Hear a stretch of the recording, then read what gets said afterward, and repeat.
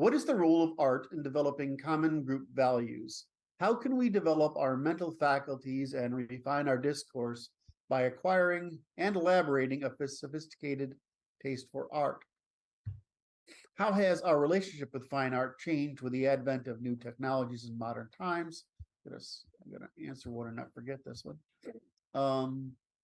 And what purpose does fine art serve in the age of photography and cinema? Well, these are great questions for someone who's an art guy. This is kind of interesting. What's going on here? Okay. Yeah, we got a 4-part question here. Yeah, I'm just trying to break it into 4 parts so I don't get lost while I'm answering it. All right. What's the role of art in developing common group values? Well, here's the thing. Francis is moving the document around, so I thought I was doing it, and now I'm confused. It's like magic is happening. All right.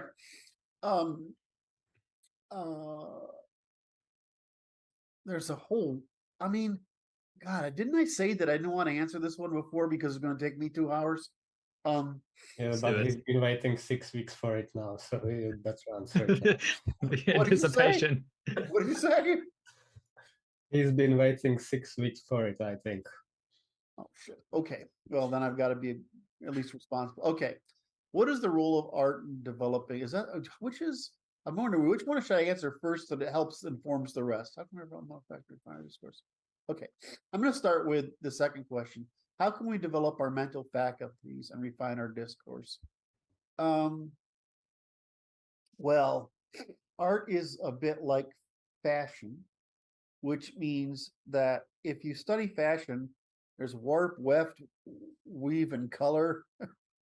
When cut, I don't know. There's a couple of and that's all there is to work with. Uniforms, and we wear uniforms. That's no different from any time in the past, other than there's a whole lot of identities available. So, can we pause for a second? Sorry. Yeah, I think it's either, so they're saying there's lag on the stream, and they're saying is it your internet? Or I know, Francis, you've had the CPU has been having problems before. Should we let Martin do OBS, or I can do it maybe? Well, I was dropping frames too at first. Let me close a few windows and try again. Assuming I have access to the YouTube channel, I've got good internet and good processing, so we can try that. Stream looks good now. For me, at least. Yeah, we can try again. Usually it's whoever's hosting the thing has too many apps running. So the best thing to do is close down the thing. I was really surprised at how much the what do you call it? What is the thing we use in Twitter? It's the Twitter Pro, which is all the columns, and that thing just eats CPU cycles. I think it's better. I think it's looking better. Although now the screen has gone off. I assume he's playing with that. I see a bunch of complex graphs on the stream. Just your desktop background, probably. Yeah, the infamous whack-off distribution. Okay, is it better now? So yeah, so it's back up. It seems to be moving around, and I can hear everybody. So we'll assume it's good. All right. Okay, I think I figured it out. You had to take down your OnlyFans stream. I have a scheduled backup running in the background, and I forgot that it's running in the background. That's probably where the CPU power went. Sure, you thought up that creative answer real fast, Francis.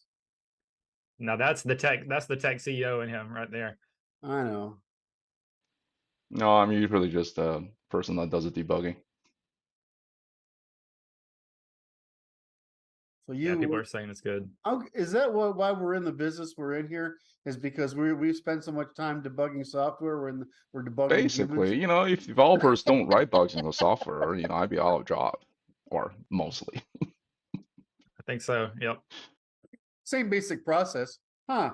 That's not working. Let me try this. the funny thing That's about not working either. the funny thing about working in support and doing technology support is that it usually is a person problem, and you find that out a lot. So Well, I guess the answer was incomprehensible, so we'll have to start again. I think I don't think it was the total wash. I think maybe just maybe you can summarize it. Just the last part of it may have got cut off. All right, so I had to go back to the document now. All right. Or torturing Curt. No, that's okay. I'm like, because I was sleeping and was had to be rudely awakened to come for this. I haven't read it in the past. Usually I've read it in the past previous half hour, so I've thought of how I'm going to frame it. And this is actually it's actually a very sophisticated set of questions if I want to provide any value that's non-trivial. So I'm just going to go back to pulling that up there and say, okay. So I started out saying that how could we develop our mental faculties and refine our discourse by requiring it? All right. So there's no difference between, let's say you get into music, and you'll find out that people from different parts of the country are attracted to music that tends to be popular in that part of the country. It's not always the same, but you can see it in the distribution. So there's different tastes around the world and around the country. Well, there's the same thing with clothes. There's different tastes for clothes around the world. And the same thing is for art. There's different tastes in art. However, there is, whether we're in music, there is what's called high art in music. There is what's called high fashion or high art in fashion. And there's what's called, we can have pop fiction and that kind of stuff. There's high art in literature.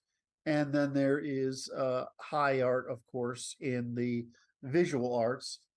And the general argument, which if I get to, I'll explain, is that all art is a derivative of architecture or somehow related to architecture.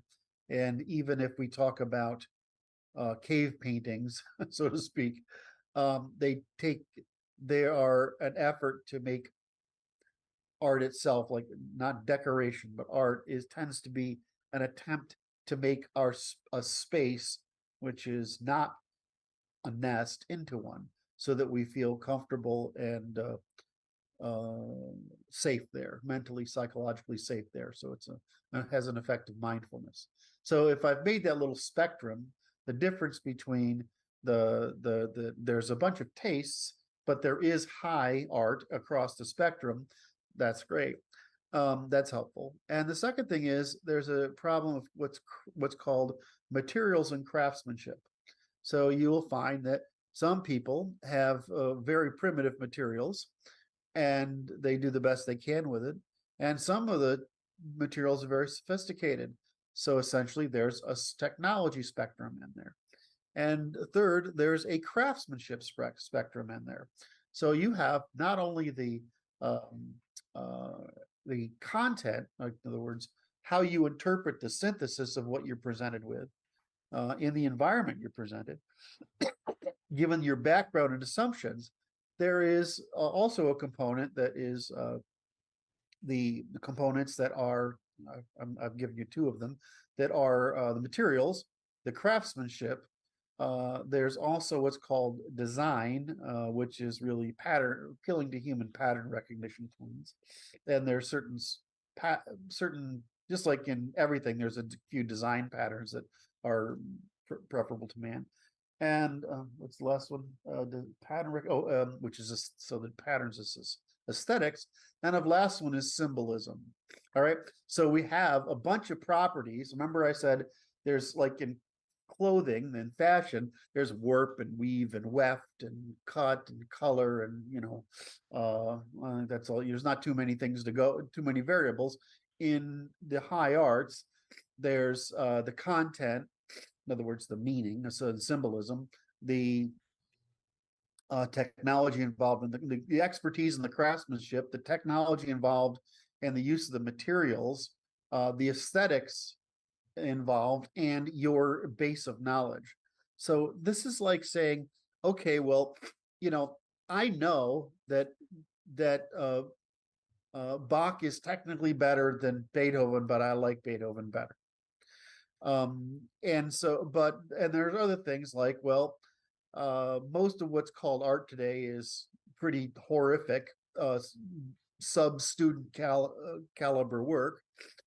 And there's an economic factor in it. So that it used to be that, of course, to do art and to possess these materials and to put them to work required quite a bit of wealth that wasn't available to people. I mean, even mixing primitive oil paints from base chemistry is, base element chemistry is quite difficult, and learning to work with materials is very difficult, and carving stone and having the chisels and whatever, learning all that is quite difficult. So today we have a lot of crap because the technology is cheap.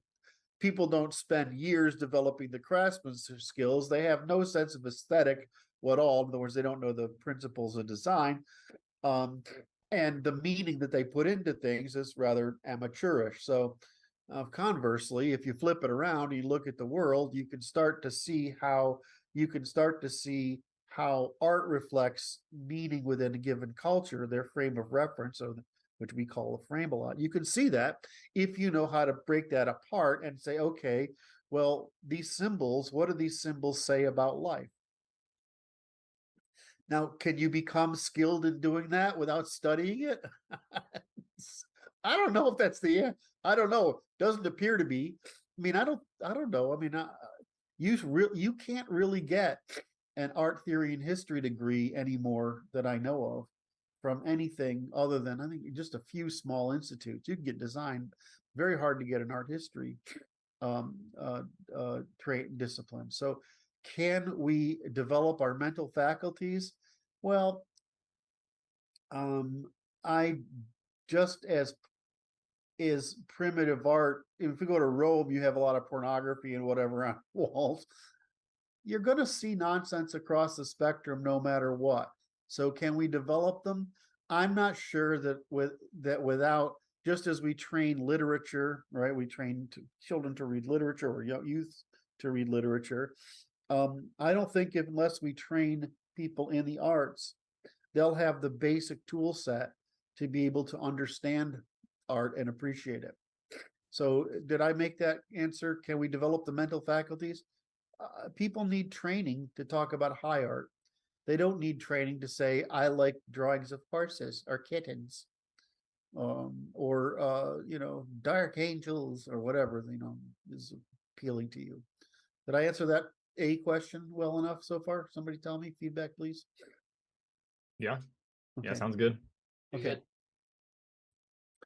So, how's our relationship? I'm sort of working this from the bottom up. How is our relationship with fine art change, the advent of new technologies in modern times? Well, what's happened, of course, is that the demand has increased dramatically.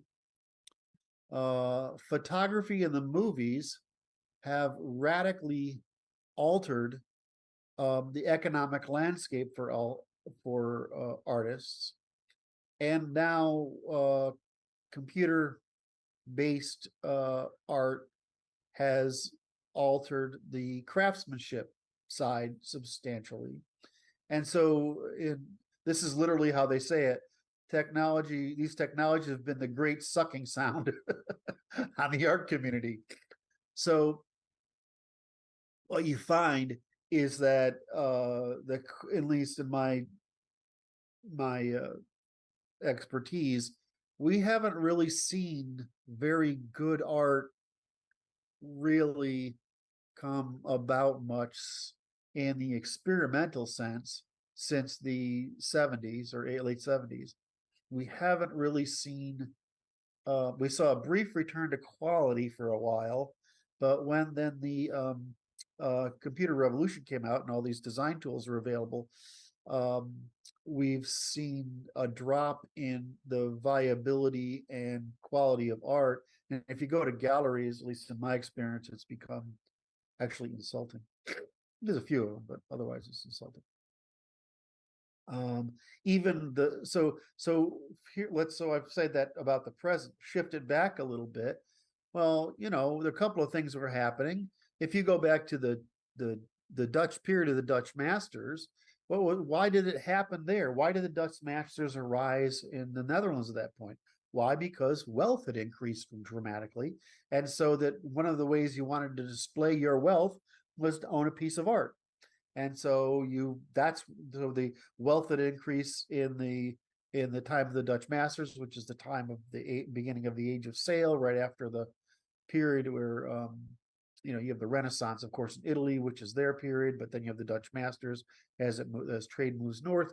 So you see this, and so you see this a huge increase in paintings, but you also see an increase in etchings. And etchings are a cheaper form, right? You could print a lot of them. Well, so the same thing happened with the advent of photography. The reason we got impressionism and all this kind of art at the time was because realism in painting became challenging to make money at, because realism in photography made those skills less valuable. So now you had the rise of impressionism and pointillism and all this other stuff, and this trend continued right through the 1960s with pop art, and into the 70s, which is when I was early involved, which is we call abstract art, and the very reductive and technological look at art. So the economy and what status signals are happening, you take that and you combine it with, well, starting around 1900, there's this new urban class arising that has disposable income that wants status. And so just like in the Netherlands, you had where we had the rise of painting and more painting, and they were using painting with lenses, by the way. That's why a Vermeer looks so good, is they're painting through a lens. So when you get into the modern era, well, the modern era meaning the modern look of furniture and furniture styles changed. It was to furnish urban apartments. And so there was a huge demand for the furnishing of urban apartments and to put art in these things. And the reason there's a big demand for them is because they're dull. So they weren't, the apartments themselves weren't works of art like they had been in the past.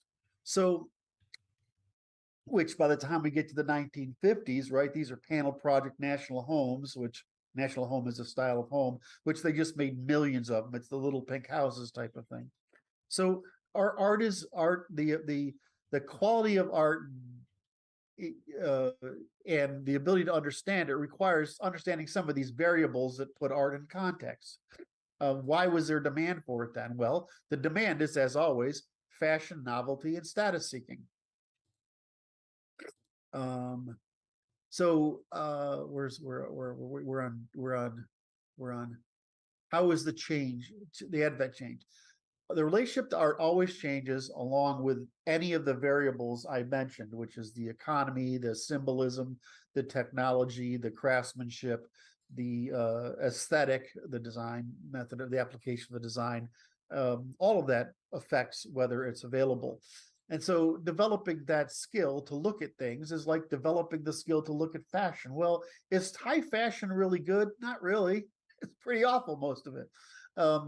It's mostly attention getting for a very small number of people. I've always been a Ralph Lauren fan, and I mostly wear either Ralph Lauren or some imitation of it. And that's because it's very Anglo 1930s to 1950s. And it's a consistent style. And if you want to look at Gucci bags for women, for example, they tend to be pretty amazing works of art and craftsmanship, art design and craftsmanship. And I can tell you that you get lots of hugs and kisses when you buy a $3,500 Gucci bag and give it to your girl. Anyway, so you have these variables that are consistent over time. Can we all learn that? Absolutely. There's no reason, but can we learn? Can we just look at stuff and get it? No. So I think that's really how has it changed. It's changed mostly in the modern times with the advent of the greater availability of lower cost art, like the poster movement in the 1980s. So the greater availability of stuff that decorates more homes in more diverse places with larger homes and then you've got office spaces. You probably don't know about this stuff, but there's a thing called bank art, which is you make paintings that are pretty and nondescript and landscape like, so they can hang in banks, right, in office buildings. And there's commercial art dealers that sell, their specialty is supplying nondescript sort of some varies on or non it's usually abstract, it's not anything representational art for offices. And like, if I want to start an office somewhere, I've done this a bunch of times, you call up the local art dealer, you have them come over, visit your office, they come back with a suggestion of how to decorate the place with stuff, you give them X number of thousands of dollars, and they hang the stuff up for you, and there you go with your decorated office.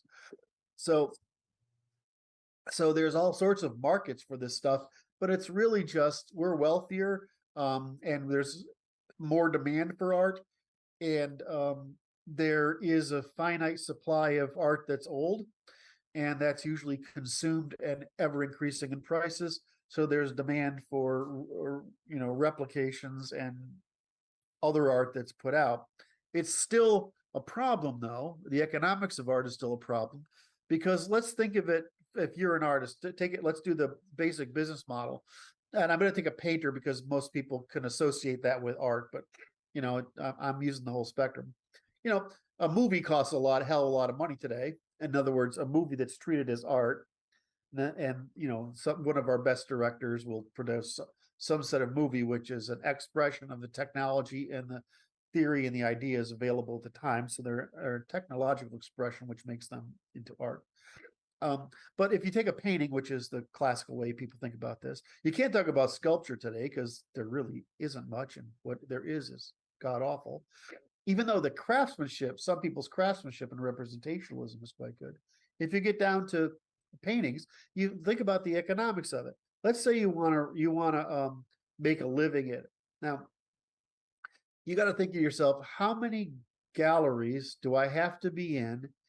What inventory has to be in each gallery to sell, and how much of that have I got to produce? In other words, what does it cost to me produce how many paintings so that I can feed the galleries to send me enough? And so what you find out is there's sort of this $1,500 to $2,500 floor on the price of art, and there's sort of this $5,000 to $10,000 target that you get for art that's of what's called scale, or which kind of thing that would make a space identifiable rather than to decorate a small space. In other words, to dominate a space.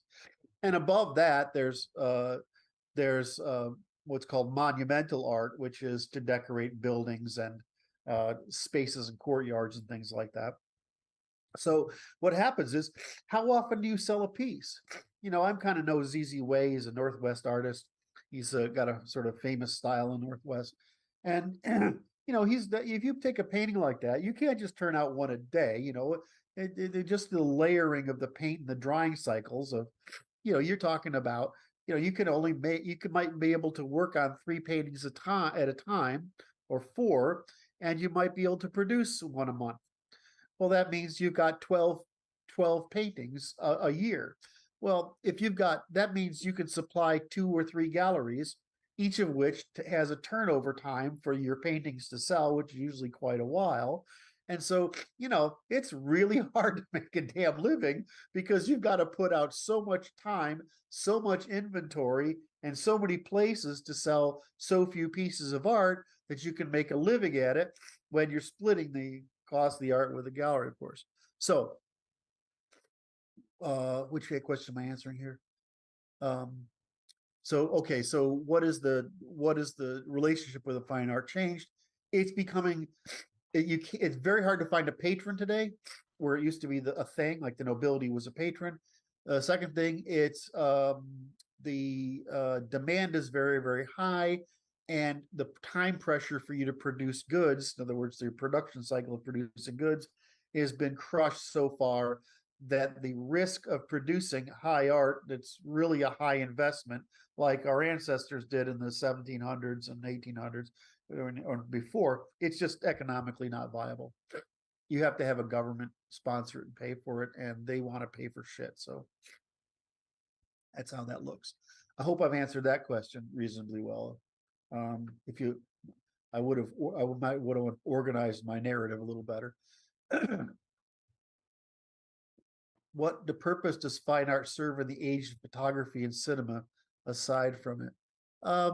This is a different. I don't Kind like of this. similar. It's What? kind of similar. It's kind of similar to the last point too. I feel Yeah, like. yeah, it's really the same. You say it's ambient decoration. It's not decorations, it's experience. We forget that, the reason those cathedrals have all that stuff inside them is it's basically entertainment and education by comic book. Because, but books aren't available to the common people. When all those pictures are around the inside of churches, you can go around and the picture can form a visual image that helps you listen to and understand a story from one of these parables. And so it's sort of like education by comic book. The same thing happened with all public art, is it formed education by comic book. Hadrian's column being one of my favorite examples. The third thing, so that's really that it is that photography is cheap and easily produced, and because you can capture moments, it's which is very, it's very hard to explain that how photography can capture a moment that is more like memory than a painting can. And so photography is very good at capturing moments. If you study the history of photography, at some point you get to study the whole debate over whether horses' hooves ever left the ground. And so there's all this camera work originally on horses to see if we could see if the horse's hooves actually ever all left the ground. And this has been a dispute in painting for hundreds and hundreds and hundreds of years. So you see this, and of course, photography lets us see time in a way that we can't with our own perception. Movies are similar, and that if you work with movies correctly, you can develop directing and style that is much more like how we experience memory ourselves than than a stage play that we've traditionally produced, and how movies originally were really stage play productions that were filmed. So there's a different function or different sensitivity or different resolution to photography and cinema, and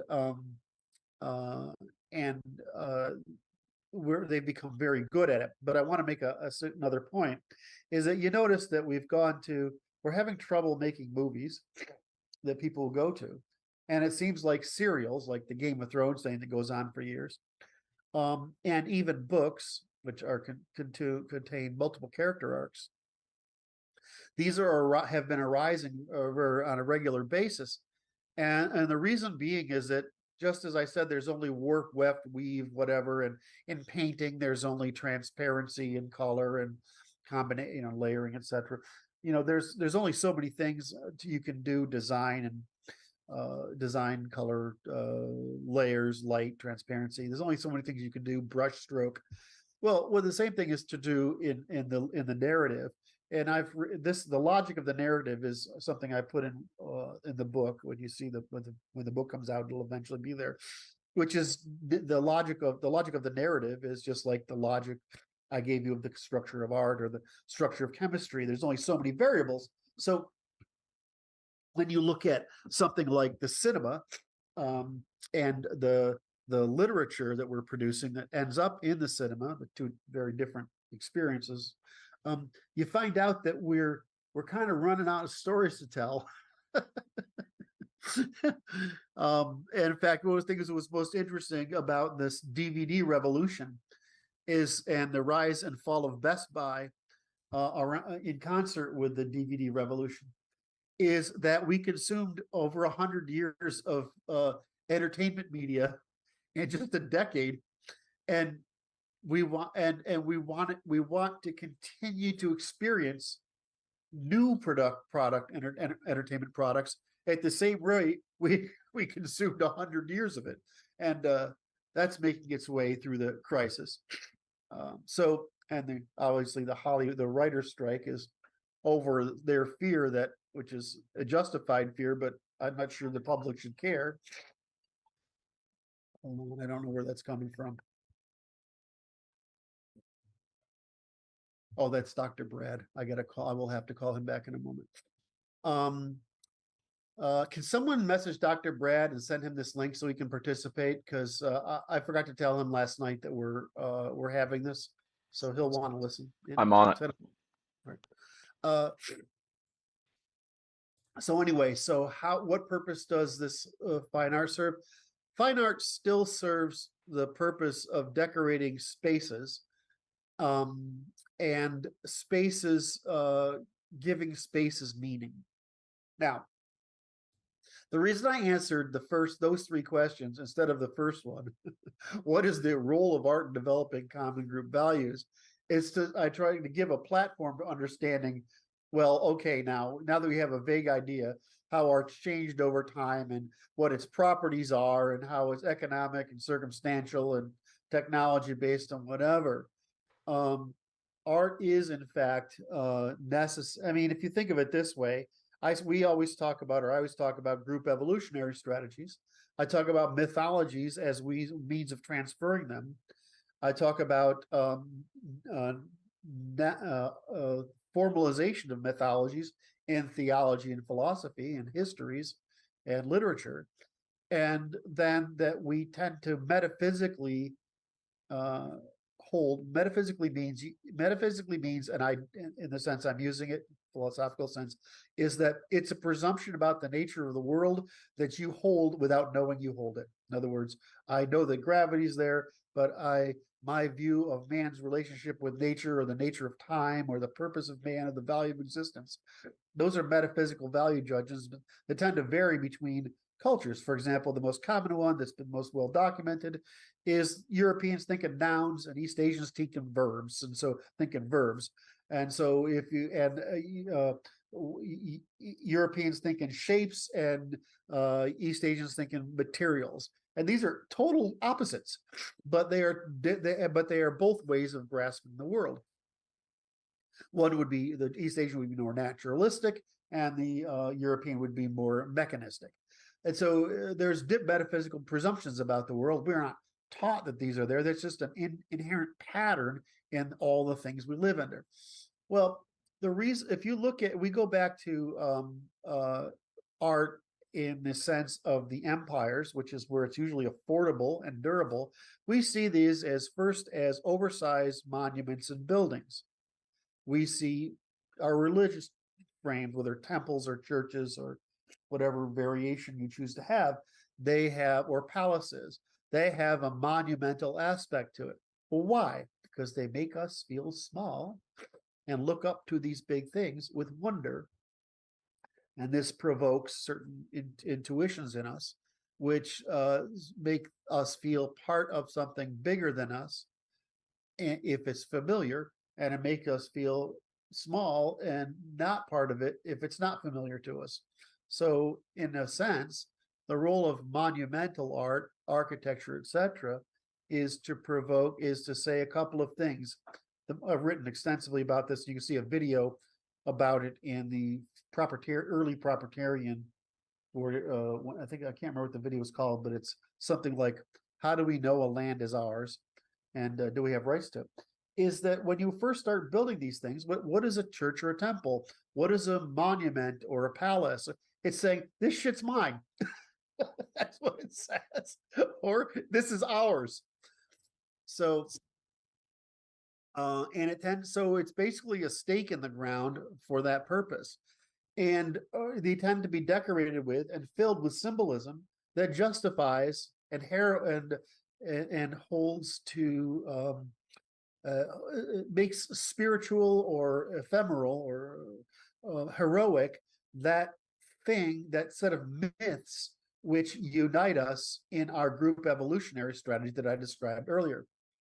So what art does is remember, it's a spectrum from the very simple decorating pots to decorating your home to making art for the sale for the purpose of conveying status, to making a building and decorating it to continue the preservation of the sense. I don't like the word authority, that's a word I don't like, but a sort of responsibility and togetherness and respect for what in religious terms you'd call sacred. And what does sacred really mean? It just means property you don't violate by any expression of self-interest. So if I don't violate your property, that's just respect for you and your property. That doesn't mean it's sacred. But in the public sense, when I have no rights at all, that's what sacred means. I don't have the right to diminish, invade, use, abuse, opine upon, and all, because that thing is sacred to the people. So to some degree, all of this art starts with, of this public art, this great art, high art, starts with an attempt to produce whatever we consider is sacred and therefore the highest status available to us in our culture. So what role is art developing common values? Why the heck do you think that among the march through the institutions pursued by the communists, they pursued the march through the institutions of our arts and literature? Because that's part of civilizational destruction. Why do you think they want to take down the monuments in the South? You think it's because of race, or you think it's because civilizational warfare? Well, the reason is that we don't popularize this, but the North encouraged the South to rebuild its self-image, right? In the usual European tradition of once we fought, we settle. And so if you and I are both foot soldiers, after the war is over, we don't need to be enemies. We only need to say, you did your job with honor, I did my job with honor. And what the North and South were trying to do is say, with the North encouraging Southern expression of honor for their lost, their dead, is to say, we've settled, you did your duty, we did our duty, and this matter is closed. And that way you get back to peaceful cooperation, respect. It doesn't end up in endless feuds. So what is modern, a lot of modern art, what you call modern art, which is basically the pure decorative art? It's an attempt to end the reliance on the mythology, which was almost brought about, almost succeeded. The Germans almost succeeded, and the artists almost succeeded in the Romantic art period in the 1800s, restoring classical civilization, classical values, and that's where, of course, we see Nietzsche come into play. And and this our natural mythology, our natural European tradition, almost made it back. But what did the Marxists do? They destroyed it. They went to war against not only our religious values, not only our social values, not only our institutions, but they went to war against our history and our art. And the last thing they wanted to have happen, because of course Christianity is a slave revolt against Rome, they wanted is for their previous slave to revolt to have been restored as aristocracy. I'm gonna have to shut this apparently. Somebody's not reaching Dr. Brad. I'm gonna shut this down, sorry. Please try to reach Dr. Brad. So in the end, your group strategy is embodied in your art and embodied at all levels, from the high art down to home art, like decoration. And it's meant to create an intergenerational or a long-term appeal to regularity, which to you means in your subconscious non-conflict and safety and peace in an area that you have claimed, or we have claimed as our own, which diminishes the alienation we all feel as spaces are unfamiliar, places are unfamiliar, times are unfamiliar, people are unfamiliar, and worst of all, because when we are as individuals in an increasingly complex society, in alienation, which was the Marxists weren't wrong about, by the way, in the industrial, which alienation has increased. I mean, why do you think we're having the mental health crisis we have today? There's this alienation. So what's the role of art in developing common group values? It's a hell of an important one. And the horrific use of art as systemic undermining of Western civilization, i.e., I don't know if you know what piss Christ is, all that nonsense. You can look up piss Christ and sometime and you'll get what I'm talking about. There was a controversy over that, or any of the other other attempts to undermine our civilization are all part of this whole attempt to undermine the responsibility and sacredness and requirements that we pay the high cost of whiteness in our civilization. And you do see it in others. I mean, the Chinese are being very protective of it. The Russians are very protective of it. The Muslims are very protective of it. And we're just letting it be trashed. Anyway, so I think I've given those 4 questions a pretty good coverage. How long did that take me? I don't have any idea. An hour. It did not. Close. I was gonna say briefly, Less. Moritz put a thing on there too that kind of reverberated off your last point, that art is either moral or it's subversive. So it's pretty much one or the other, like you were Yes. saying. Very good. Yes, exactly. I made some notes to myself, which is programming your intuition. So again, it's programming your metaphysics by by environmental saturation. So for example, why does advertising work? If I if we publish one ad, it doesn't work. But if you've seen the same ad 3 times, or if you see it all over the environment you live in as billboards and radio ads and whatever, this is the same thing as, this is a kind of social construction. It's a falsehood, a social construction that makes you feel like something is commonly held and commonly believed. It might just be that somebody had it threw enough money at it to try to make you believe it's commonly held, commonly believed, commonly thought is good, and whatever. So it's just appealing to your basic instincts. So it is programming. We are trying to program with high art, your intuition. Hey, Curt, is this yes. the article written about monuments and art? I got to switch. I can't see you. Give me a second. What's that? I'm saying, is this the article you? Oh, of course you can't see it. It's on the screen. What is this? What's the title of it? Monuments and War. I don't know. No, I don't think so.